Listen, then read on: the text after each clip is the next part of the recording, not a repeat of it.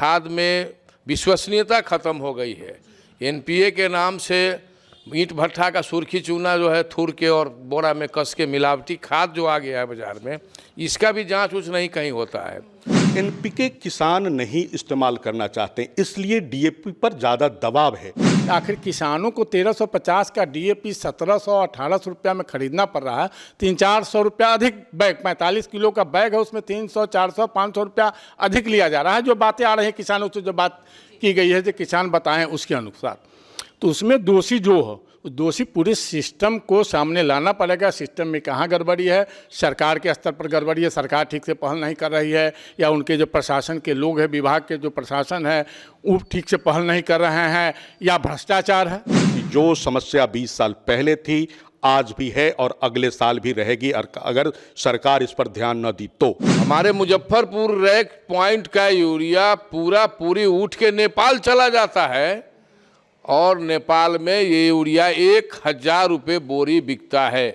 क्योंकि भारत सरकार ने किसानों को सब्सिडी दे रखा है यूरिया पर 80 से 85%, लेकिन नेपाल में इसका प्रोडक्शन भी नहीं है और वहाँ कोई सब्सिडी नहीं है। आज सब्सिडी हट जाए तो यही यूरिया 1100 रुपया अपने यहाँ होगा। अधिक मूल्य लिया जाता है तो आप प्रखंड मुख्यालय में बीएओ को कह सकते हैं, जिला कृषि पदाधिकारी को कह सकते हैं। अगर वो नहीं इस पर कार्रवाई करते हैं तो वो दोषी समझे जाएंगे। सरकार की जिम्मेवारी है, विभाग की जिम्मेवारी है, कृषि विभाग की जिम्मेवारी है, या आखिर किसान से ज़्यादा रेट तो नहीं लिया जा रहा है, उनकी जांच करने का विषय नहीं है क्या? बिल्कुल कहीं ना कहीं भ्रष्टाचार है, जिसके कारण किसानों के सामने जैसे किसान अधिक कीमत पर खरीदने को मजबूर है। पैक्स में भाई भतीजावाद है, प्राथमिकता पहले उसको मिलती है जो वोटर उनको पहले वोट दिए हैं।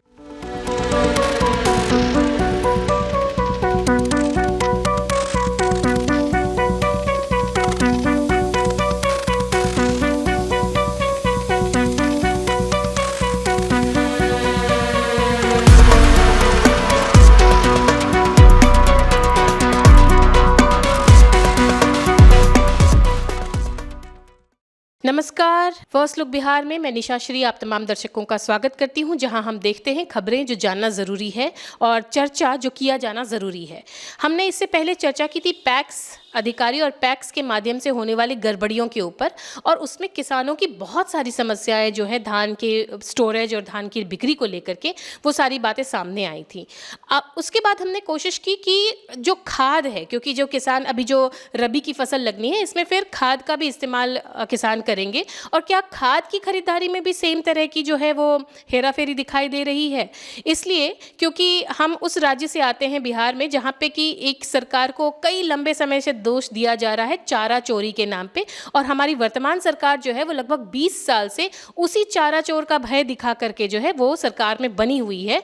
और लेकिन अगर हम किसानों की समस्या को जानें तो कहीं ना कहीं हमारे अंदर भय है कि कहीं ऐसा तो नहीं कि जो वर्तमान सरकार है उसके अधिकारी जो हैं वो कहीं खाद के साथ भी इसी तरह का कुछ कर रहे हैं। इस तरह का आरोप बातचीत में, किसानों से बातचीत के जरिए हमें सुनने को मिली। हम इसकी कोई आधिकारिक पुष्टि नहीं कर रहे हैं, लेकिन क्या है किसानों की समस्या, ये बातें करने के लिए हमारे साथ आज स्टूडियो में उपस्थित हैं नीरज नयन जी, जो कि भाजपा के प्रदेश कार्यकारी समिति के सदस्य हैं, और साथ ही साथ ये लगभग 20 वर्षों से किसान मोर्चा के मंडल के अध्यक्ष भी रहे हैं। उड़ीसा और यूपी का भी इन्होंने कार्यभार संभाला हुआ है। हमारे साथ हैं वीरेंद्र राय जी, जो कि किसान नेता हैं और सामाजिक कार्यकर्ता हैं, और साथ में हमारे वरिष्ठ पत्रकार रविंद्र कुमार सिंह जी। सबसे पहले नीरज नयन जी से, क्योंकि इन्होंने 20 वर्ष तक जो है वो किसान मोर्चा का कमान संभाला है। बिहार में जो किसान चाची को पद्म पुरस्कार दिया गया, उसके कर्ता धर्ता भी यही हैं। तो किसानों से इस तरह से जुड़े हुए नेता किसानों के आज की स्थिति और खाद में होने वाली गड़बड़ियों के बारे में क्या कहना चाहते हैं, ये उनसे। देखिए, किसानों की समस्या हर दिन से है, बनी रहती है। समय के साथ किसान लड़ता रहता है, लेकिन ऐसा नहीं है कि वर्तमान की जो सरकार है वो किसानों की समस्या पर ध्यान नहीं दे रही है। मैं आज से पूर्व देखूं तो एक एक बोरी के लिए लाइन लगता था, और धान यूरिया की खरीदारी करता था, डीएपी की खरीदारी करता था। आज वो समय नहीं है, आज उपलब्धता है। हमारे ज़िला में अभी मैंने जानकारी ली तो पर्याप्त मात्रा में डीएपी है, यूरिया है, लेकिन आपके चैनल के द्वारा जो सवाल उठाए जा रहे हैं कि अधिक मूल्यों पर बिक्री की जा रही है, तो इसकी जांच होनी चाहिए। कई एजेंसियां हैं जो इसकी निगरानी के लिए हैं। पंचायत स्तर पर मुखिया हैं, वो भी देख रेख कर सकते हैं। आप उर्वरक निगरानी समिति प्रखंड स्तर पर बनाए हुए हैं, जिला में भी है। वो लोग क्या कर रहे हैं, वो लोग इसकी आपने ये बातें तो आपने कही ना, ये तो बाद की प्रक्रिया है। मैं ये पूछना चाह रही हूँ आपसे कि किसान जो हैं वो अब रबी की फसल लगाने के लिए तैयार हैं और वो खाद खरीदने जा रहे हैं। सरकारी रेट क्या है? क्योंकि हमने जो अभी पब्लिक ओपिनियन किया है उसमें हमारे पास रिपोर्ट है कि वो 1600-1800 रुपये में बोरियां खरीद रहे हैं खाद की। तो आप एक बार सरकारी रेट बता दें, उससे अपने आप जो है वो किसानों की समस्या प्रकट हो जाए। जी हाँ, डीएपी का जो मूल्य है वो 1350 रुपया है, 1480 रुपये तक उसका मूल्य है। लेकिन जब ये रिटेलर के पास पहुंचता है तो इसके मूल्य भारे जो होते हैं वो लिए जाते हैं। वो जो नारायणपुर अनंत जो रैक पॉइंट है वहाँ से रिटेलर के दुकान तक जो भार आता है तो उसमें बेतहाशा वृद्धि होती है और कोई रिटेलर चाहता है कि हम मुनाफे में बेचें।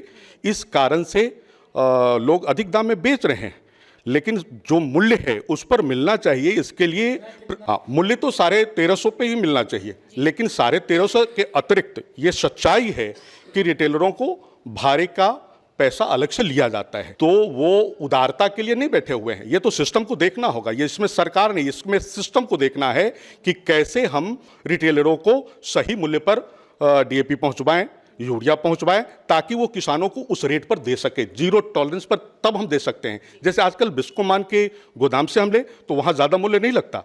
बहुत से रिटेलर हैं वो मूल्य पर देते भी है, जो दबंगता के साथ, जो ईमानदारी के साथ रहते हैं, वो कहते हैं कि मैं भाड़े नहीं दूंगा, मैं इतना ही मूल्य पर लूंगा। औराई का कोई किसान है, औराई का कोई ऐसा खाद विक्रेता है या मीनापुर का खाद विक्रेता है, वो विस्कोमान में आकर के खाद खरीदेगा और क्या आप ये अपेक्षा करते हैं कि वो उसी रेट में जाकर के फिर बेचेगा? नहीं, सभी प्रखंड मुख्यालय में बिस्कोमान के गोदाम है, वहाँ से लोग खरीदते हैं और लेते भी हैं। लेकिन आप जो कह रही हैं 1700-1800 मूल्य, मैं इसे इनकार नहीं करता हूँ। बहुत जगह से शिकायत मुझे भी मिली है।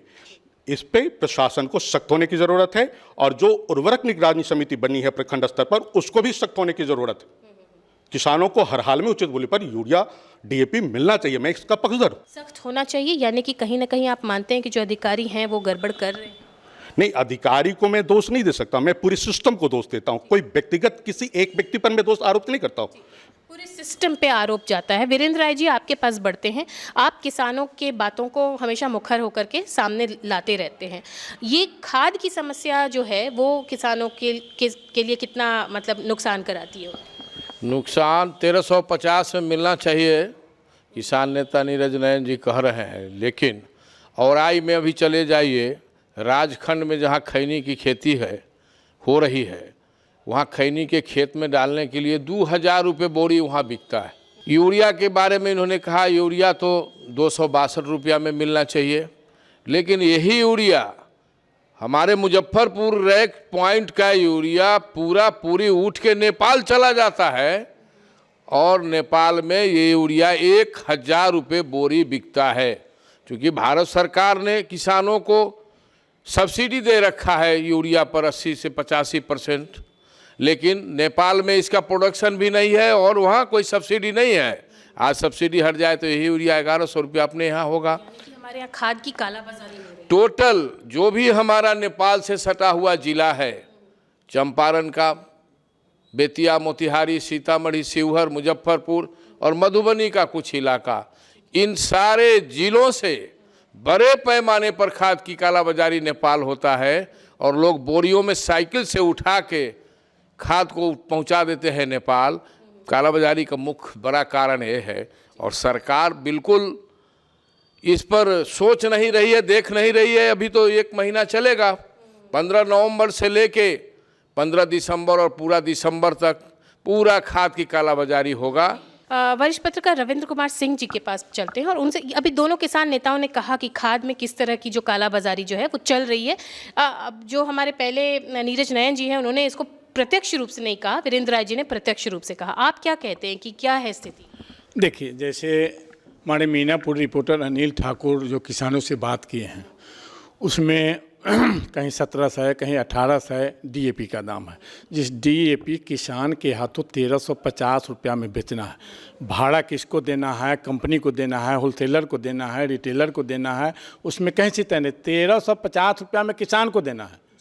तो इसका जो रिटेलर को आप कीमत दीजिएगा, आप होलसेलर ज़्यादा अधिक ले रहा हो, कंपनी ले रही हो, इसमें तो सरकार और बीच में जो प्रशासन के लोग हैं उनको देखना है। आखिर किसानों को 1350 का डीएपी 1700-1800 रुपया में खरीदना पड़ रहा है, 300-400 रुपया अधिक बैग, 45 किलो का बैग है, उसमें 300-400-500 रुपया अधिक लिया जा रहा है। जो बातें आ रही हैं किसानों से, जो बात की गई है, जो किसान बताएं उसके अनुसार, तो उसमें दोषी जो हो, दोषी पूरे सिस्टम को सामने लाना पड़ेगा। सिस्टम में कहाँ गड़बड़ी है, सरकार के स्तर पर गड़बड़ी है, सरकार ठीक से पहल नहीं कर रही है, या उनके जो प्रशासन के लोग हैं, विभाग के जो प्रशासन है वो ठीक से पहल नहीं कर रहे हैं, या भ्रष्टाचार है।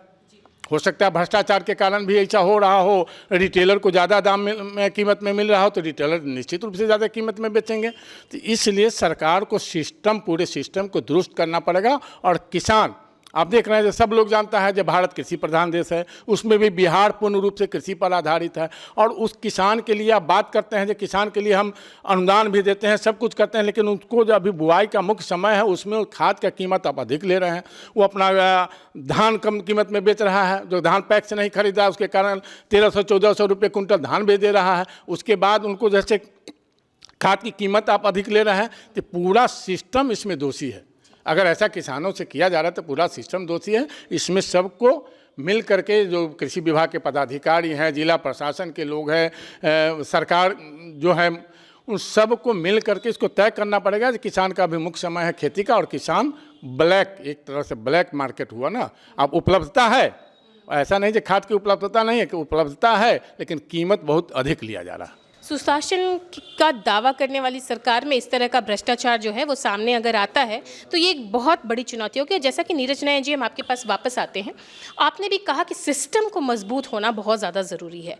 अभी रबी के फसल का समय है और किसान अब उसकी बुआई का काम करेंगे। इसमें कौन कौन से खाद की आवश्यकता पड़ती है, मैं ये इसलिए आपसे पूछ रही हूँ ताकि लोगों को इसके रेट में, मान लीजिए आज के दिन से ही प्रशासन मजबूत हो और अगर वो चाहे कि इस पर कार्रवाई करे, तो रबी की फसल में कौन कौन से रासायनिक खाद की आवश्यकता पड़ती है, उसका रेट क्या है, और अगर किसी तरह की गड़बड़ी हो तो वो कहाँ पर जाए? देखिए, किसानों के लिए उर्वरक उपलब्ध है मुजफ्फरपुर में। जहाँ तक मेरे पास जो सूची है, डीएपी यहाँ अभी रबी फसल का जो समय होता है 1 अक्टूबर से लेकर 31 मार्च तक, उसमें उर्वरक जो है वो लक्ष्य रखा गया है 52,000 MT, और अभी 15,457 MT यहाँ उसको हम निर्गत कर चुके हैं, हम क्षेत्र में दे चुके हैं। डीएपी जो है, यूरिया के बारे में बताया जो 52,000 MT, और डीएपी 16,500 MT लक्ष्य है, जिसमें 11,783 MT हम दे चुके हैं। तो ये 16,000 MT एनपीके है। एनपीके किसान नहीं इस्तेमाल करना चाहते, इसलिए डीएपी पर ज़्यादा दबाव है, और डीएपी आप मांगेंगे, एनपीके छोड़ देंगे। एनपीके रेट का हो सकता है इसमें मुद्दा? नहीं, रेट का मुद्दा तो वो है। रेट का मुद्दा तो आपको देखना है, रेट में अगर गड़बड़ी हो रही है तो आप शिकायत कर सकते हैं जिला कृषि पदाधिकारी को, आप प्रखंड स्तर पर बीएओ को शिकायत कर सकते हैं। लेकिन एक मुद्दा जो पिछली बार हमारी चर्चा में सामने आया था कि किसानों के पास इतना समय नहीं है कि वो आंदोलन करते रहें। तो आंदोलन करने की बात नहीं है, आप जिस भी रिटेलर से लेते हैं, आपसे अगर अधिक मूल्य लिया जाता है तो आप प्रखंड मुख्यालय में बीएओ को कह सकते हैं, जिला कृषि पदाधिकारी को कह सकते हैं। अगर वो नहीं इस पर कार्रवाई करते हैं तो वो दोषी समझे जाएंगे। अगर जिला कृषि पदाधिकारी भी कार्य नहीं करते हैं तो क्या कोई ऐसा है जिनके पास जाके वो शिकायत कर सकते हैं? हम डीएम से मिल सकते हैं, जिलाधिकारी से मिल सकते हैं, इसकी शिकायत कर सकते हैं। और जो उर्वरक निगरानी समिति है उसकी जवाबदेही बनती है 1-2 महीने निगरानी करने की, कि वो निगरानी करे और किसानों को उर्वरक उपलब्ध कराए, क्योंकि उर्वरक जो है उसकी कमी नहीं है जिला में। एक समय होता था कि कमी होती थी, उसके कारण कालाबाजारी होती थी, और जब हमारे पास उपलब्ध है तो उसे सही मूल्यों पर निर्गत कराने की जरूरत है। ठीक है, अभी एक केमिकल का आपने नाम लिया था, रासायनिक खाद का, वो क्या जिसका प्रयोग नहीं करना? एनपीके कम करते हैं। हाँ, ठीक वीरेंद्र राय जी, आपके पास बढ़ते हैं और जैसा कि अभी इन्होंने बताया कि एनपीके का इस्तेमाल कम करते हैं, रबी के फसल में के बारे में आप पहले तो हमें थोड़ी सी जानकारी दें कि कौन कौन से खाद की इसमें ज़रूरत पड़ती है, एनपीके क्यों कम नहीं इस्तेमाल कर रहे हैं, और अगर ये मामला मूल्य का है तो फिर क्या किया जाए? एनपीके जो है कम फायदा करता है। जो बालुई मिट्टी है और दोमट मिट्टी है, 2-3 तरह की मिट्टी अपने यहाँ है, तो जहाँ खास करके खैनी उनी का उपज होता है वहाँ एनपीके का यूज़ करने से उनको ज़्यादा मात्रा नहीं मिल पाता है, इसलिए वो डीएपी पर जोर लगाते हैं। एनपीके और इसी गेहूं में डाला जा सकता है, 20-20-13 है, 20-46 है, ये सब जो है खाद का क्वालिटी है, लेकिन पूर्व से लोग डालते आए हैं और ख़ास करके अभी जो खाद में विश्वसनीयता ख़त्म हो गई है। एनपीए के नाम से ईंट भट्ठा का सुर्खी चूना जो है थूर के और बोरा में कस के मिलावटी खाद जो आ गया है बाज़ार में, इसका भी जांच उच नहीं कहीं होता है। बीज का भी कोई जांच नहीं है। बीज जो अभी दे रहा है बिहार राज्य बीज निगम से, उसको आप देखिएगा तोड़ी एक फीट में ही फूट जाता है, तो उसका यील्ड क्या होगा।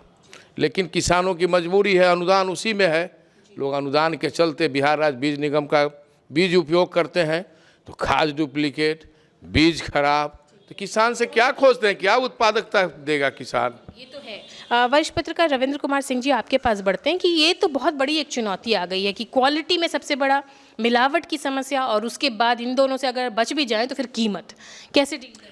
देखिए, जहाँ तक अभी नीरज नयन जी बताए हैं कि एनपीके या जो है उपलब्धता खाद की है, तो खाद उपलब्ध तो है, इसमें से तो कोई किसान भी नहीं कर रहा है, उनको मिल रहा है, लेकिन उनको अधिक कीमत पर मिल रहा है। अब बता रहे हैं जब किसान शिकायत करने जाए, किसान को पता भी नहीं है रेट ओरिजिनल क्या है, जो रेट में लोग देता है, मतलब जो दुकानदार देते हैं उस रेट में वो खरीदते हैं। लेकिन मैं आपकी भी जिम्मेवारी है ना, सरकार की जिम्मेवारी है, विभाग की जिम्मेवारी है, कृषि विभाग की जिम्मेवारी है, या आखिर किसान से ज़्यादा रेट तो नहीं लिया जा रहा है, ये उनकी जाँच करने का विषय नहीं है क्या? बिल्कुल कहीं ना कहीं भ्रष्टाचार है, जिसके कारण किसानों के सामने जैसे किसान अधिक कीमत पर खरीदने को मजबूर है, और कोई जांच करने अधिकारी नहीं जा रहा है। उनको भी, अधिकारी को भी जांच करना है ना, किसान से जाकर बात करें कि आपको कितने में जैसे उपलब्ध हुआ है। कुछ किसानों से तो बात कर सकते हैं कि नहीं कर सकते हैं। तो ये एक तरह का धंधा लोग अपना चुके हैं और किसान इसमें पिस रहे हैं। किसान से अधिक कीमत लेने की बात सामने आ रही है, जो किसानों से हमारे रिपोर्टर बातचीत किए हैं, और आगे भी हम बातचीत कराते रहेंगे। इस अभियान को हम चलाते रहेंगे कि हर प्रखंड में कोशिश करेंगे, हर प्रखंड के कुछ पंचायतों में जाकर लोगों से बात करें कि आखिर उनको किस कीमत में डीएपी या जो भी फॉस्फेटिक खाद है उनको उपलब्ध कराया जा रहा है। नीरज नयन जी, आपके पास वापस आते हैं और आपसे ये जानना चाहेंगे इस मुद्दे पर कि जांच, जो कि आप भी मुद्दा उठा रहे हैं, और आपने कहा कि सरकार और किसान के बीच का सेतु आप हैं, तो कहीं ना कहीं आपको लग रहा है कि अब आपको प्रशासन और किसान के बीच का भी सेतु बनने की आवश्यकता है? बिल्कुल, मैं चाहूँगा कि ये अगर मुद्दा ज्वलंत है तो जिलाधिकारी को एक बैठक बुलानी चाहिए, वो रिटेलरों की हो, किसान प्रतिनिधियों की हो और कृषि विभाग के अधिकारियों की हो, और तीनों को जब तक हम साथ नहीं बैठाकर इसका समाधान ढूंढेंगे तब तक समाधान नहीं निकलेगा। एक साथ तीनों तबके के लोग बैठेंगे तो निश्चित रूप से समाधान होगा। मैं तो बधाई देता हूं इस चैनल को जिन्होंने इस मुद्दे को उठाया है। वास्तव में किसानों को सही कीमत पर खाद मिलनी चाहिए। ठीक है, एक बात और आपसे पूछूंगी, क्योंकि पैक्स वाले डिस्कशन में आप उस दिन उपस्थित नहीं हो पाए थे, तो मैं आप सुझाव दे रहे थे कि पहले 2 विंडो सिस्टम था धान की बेचने के लिए, तो वो क्या था और वो पैक्स से कितना बेटर था? क्या कुछ अमेंडमेंट हो सकता है? जी हाँ, पहले बिहार सरकार बिहार स्टेट फूड कॉरपोरेशन के तहत धान की खरीदारी करती थी। इसी जिले में 2 केंद्र होते थे, एक पश्चिमी के लिए संजय सिन्हा के पास जो गोदाम है वहाँ, और एक बाजार समिति में। आज हम केवल और केवल मात्र सिर्फ पैक्स के ऊपर डिपेंड है, और पैक्स में भाई भतीजावाद है। प्राथमिकता पहले उसको मिलती है जो वोटर उनको पहले वोट दिए हैं। उनको लगता है कि ये वोटर मुझे वोट नहीं दिया तो उसके धान नहीं खरीदे जाते हैं। और धान खरीद में तो इतनी बात है, मैं कोई इसमें कोताही नहीं बरतूंगा कि मैं सत्य न बोलूं। ये सत्य है कि जो समस्या 20 साल पहले थी आज भी है और अगले साल भी रहेगी, अगर सरकार इस पर ध्यान न दी तो। मिलर के माध्यम से सरकार असूली करती है, कहती है कि मिलर 20 रुपए किलो धान कुटाई का 120 रुपए लेते हैं, तो वो क्या पैक्स अध्यक्ष से लेते हैं? नहीं, पैक्स अध्यक्ष फिर किसान से मांगते हैं, और सबका दंश सहना पड़ता है किसानों को। और इस जिले में बहुत धीमी गति से धान का क्रय हो रहा है। सरकार संकल्पित है कि हम धान खरीदें, लेकिन धान की खरीद नहीं हो रही है। हम जितनी बहुमत से जीत कर आए हैं, जितनी जश्न हम मना ले, लेकिन अगर सरकार का धान नहीं खरीद पाए तो हम दोषी करार दिए जाएंगे। सरकार को इस बात से सबक लेनी चाहिए। तो ये अभी हमने बात की जितने हमारे यहाँ पे किसान नेता हैं और हमारे वरिष्ठ पत्रकार जो इससे पहले भी किसानों के मुद्दों को उठा चुके हैं और उसके बाद एक परिवर्तन की बयार ला चुके हैं किसानों के लिए, और फिर से ये मुद्दा हमने उठाया है और फिर से चाहेंगे कि किसानों की जो समस्या है उसको हल किया जा सके। और एक बात कि हम कितना भी पुरानी सरकार को दोष दे दें चारा चोर और कुछ या चारा घोटाले के मामले में, लेकिन अगर खाद चोरी हो रही है और उसके बाद जो धान के साथ भी जिस तरह से दुर्व्यवहार किया जा रहा है, तो क्या फ़ायदा होगा कोई भी तरह के कारखाने, फूड प्रोसेसिंग यूनिट या कोई भी मिल बना करके, जब हमारे पास उसका जो कच्चा माल है वही उपलब्ध नहीं होगा। और कच्चा माल उपलब्ध कराते हैं हमारे किसान, और किसानों के साथ इस तरह का दुर्व्यवहार कहीं ना कहीं जो है वो ओवरऑल डेवलपमेंट पे इफेक्ट करेगा। अभी फ़िलहाल हमको दीजिए आप यहीं पर इजाज़त। हमारे मेहमानों जिन्होंने किसानों की समस्या हमारे सामने रखी, उनको बहुत बहुत देते हैं धन्यवाद। और ये खबर हम यहाँ पर रुकेंगे नहीं, लगातार आपके पास लाते रहेंगे। हम प्रयास करेंगे कि जिला कृषि पदाधिकारी से भी बात करें, और अगर उनसे बात नहीं हो पाती है तो हम फिर डीएम से भी बात करेंगे इस मसले पर, और किसानों की इस समस्या को इसी सीजन में सुलझा लिया जाए, ऐसा हमारा प्रयास रहेगा। अभी के लिए दीजिए इजाज़त। आप देख रहे थे फर्स्ट लुक बिहार। धन्यवाद।